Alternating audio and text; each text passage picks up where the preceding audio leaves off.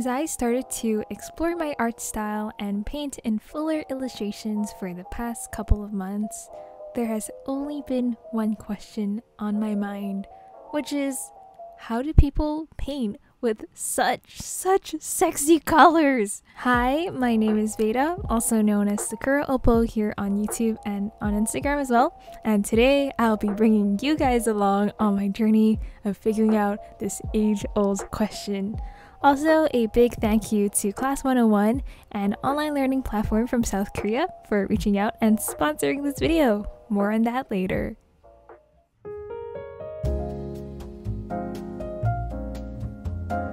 To start off on this colorful journey, I decided to read the book Artist Master Series Color and Light, which I bought during Lightbox Expo, and I can't believe Nathan Fox actually signed the book. Wow!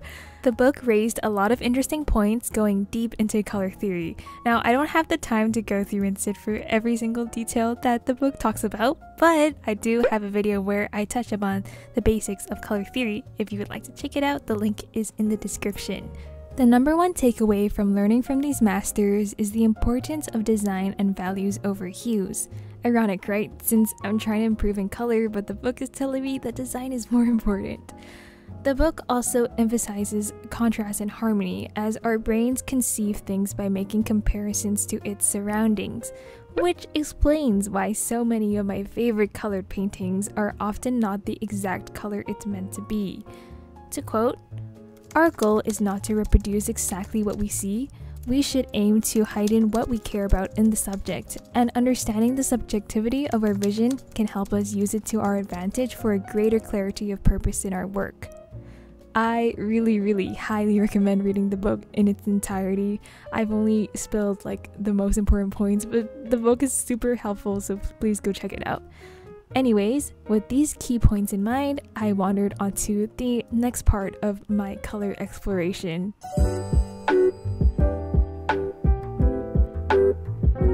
After self-learning from the most traditional way, which is reading from masters, I decided to then take my exploration in the modern day and age and learn online.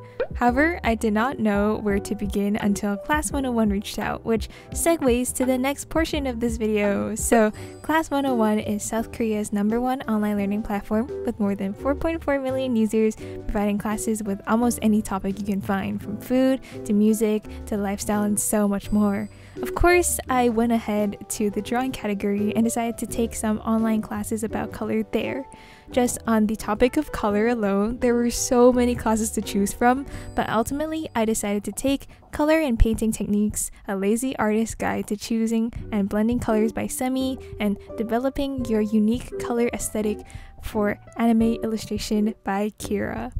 So when I was using CLASS101, I realized how structured and how easy it is to follow along these courses, and not only that, there are features that I really like speeding up, which very God bless when I'm running out of time and I don't have a lot of time, and the captions, because I like reading captions, but most importantly is the engagement aspect. So you can comment down in each course video, and you can also attach images, which is really cool because not only can you see what your fellow classmates did, the instructor can also see your work, which is like slay.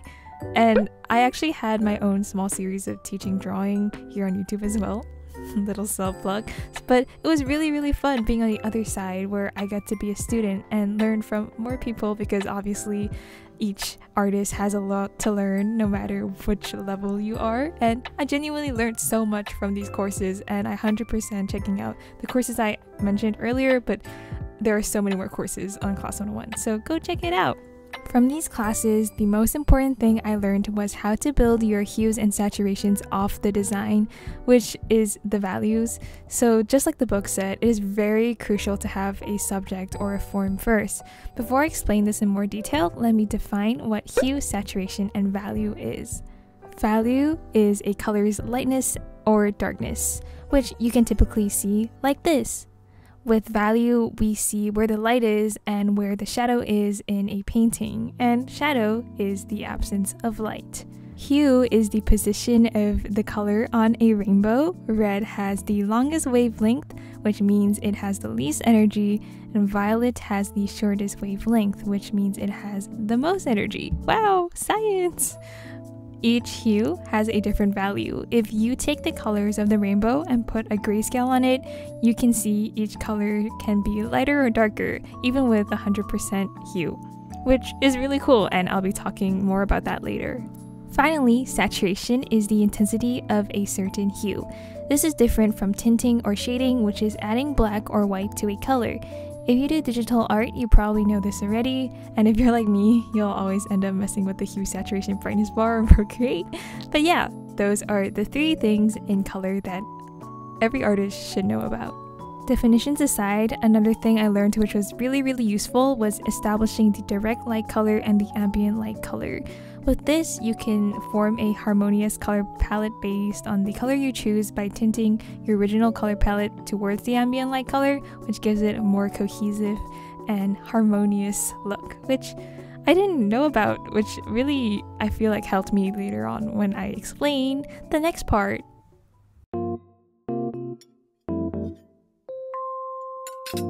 With all this new knowledge in my head, I decided to put them into practice. The first exercise I did is defining values. Here I have 2 photos. The first one is a really cute bowl of cinnamon ramen that I ate recently, and the second one was just some random photo I took of Hong Kong. Then I tried to define the form and separate it into only 2 values, which are light and dark, aka black and white. These are actually very similar to assignments we get in my design class in art school, so it's good to have a little more extra practice. Then another practice I did was trying to paint in different hues that have the same value. As I said earlier, each color has a different value, so the goal of this exercise was to practice and see if I knew the hues and values well enough that I don't have to constantly check grayscale. I think I overall did a pretty good job, but this one, yeah, slay! The last exercise was just me messing around on how to tint a palette towards a certain color to achieve a more cohesive look. I played around with the different layer modes and see how they would mix the colors differently. It was really cool seeing the results actually, and I personally really like the one that you just lower the opacity, but I think that it may differ for each color palette I choose. Maybe for like darker nighttime ones, I'll be multiply. Who knows? But yeah. With everything we've learned in this exploration, I wondered, am I now too able to paint in such sexy colors? I decided to put it to the test with the line art I started recently, a fan art for New Jeans' Ditto. The song slaps so hard, and when I first watched the music video, I genuinely almost cried. So that's the first time a K-pop music video has made me feel this way. So I decided to draw it. Yeah. So now I'm going to explain to you guys my whole process behind coloring this piece. So the first thing I did was block down the colors for them, and just for me to get a basic idea of the color palette I will be using later. So I first just blocked down the skin color, the uniform, and the whole background and all of that.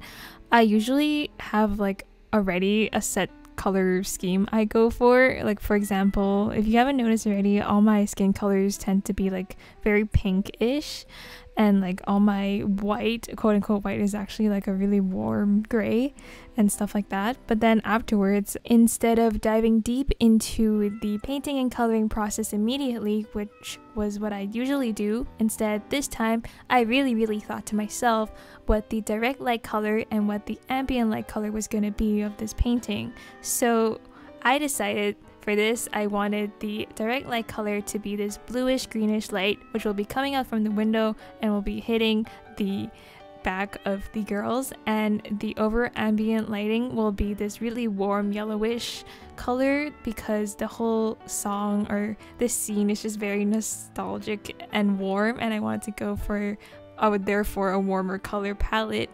And yeah, it was also just yellow kind of associates with the past and old, and then this music video has that very big nostalgic factor, so that was also a reason why I chose yellow to be the ambient lighting. Anyways, another thing that changed in my whole process after learning so much is the importance of value, right? So what I do was I would constantly check grayscale. So if you look at this speed paint, you can see there are multiple times where it just keeps it's just a little bit flickers because it's so sped up, right? But I am checking for it to be in grayscale. And for me, that is really important because I can now check the value and if it reads correctly through the colors, because form and value, as we said in this video, is super important. So a quick way to not just like save your photo and then like grayscale it in like a third-party app, the quickest way to do is just go and have like a new layer and then just fill it with black, and then go to color, which is a layer mode, and then there you should be able to see your painting in grayscale. And that was really useful for me and something I learned in this whole exploration, so that was really useful. Now as for the rendering process, as I said before, I would constantly check the grayscale, but also I would use my very painterly approach, because in high school I did a lot of acrylic drawings, so I basically just converted that digitally and used it there. I would paint like through different areas instead of like one color like and then shading on one layer. Instead I kind of did everything on the same layer, which can both be good and bad if you think about it, but that was just my whole process. Obviously, I would always reference the original image and see where the shadows are in that and kind of copy it. It's really important to have a reference image, especially if you're rendering stuff like this, and it was really fun. Another thing is textures, because that's like one of my favorite things when it comes to painting. It really adds that extra sense and depth into it, so that's what I did. I added a lot of textures into the painting. One thing I really like to do is use, obviously, a lot of texture brushes. Procreate already has a few, but I also used some of the ones I downloaded online as well. And then I also really like using sharpen to really push the textures even further. Now, one trap I feel like a lot of people might fall into is that they put too much texture into their drawings. So really remember what your focal point is and try to put more detail and texture and shading into the subject, so the background should have less and so it won't subtract the focal point. So yeah, I also added a lot of filters to just mess around, and that was basically the end of the whole drawing. I will be posting this image on Instagram, so please follow me if you haven't already. Yay! And thank you so much for sticking around to the end of this video and sticking around with my whole color exploration process. I hope you guys learned as much as I did, because it is very interesting learning more about this topic, especially if it's a topic very dear to your heart like it is to me.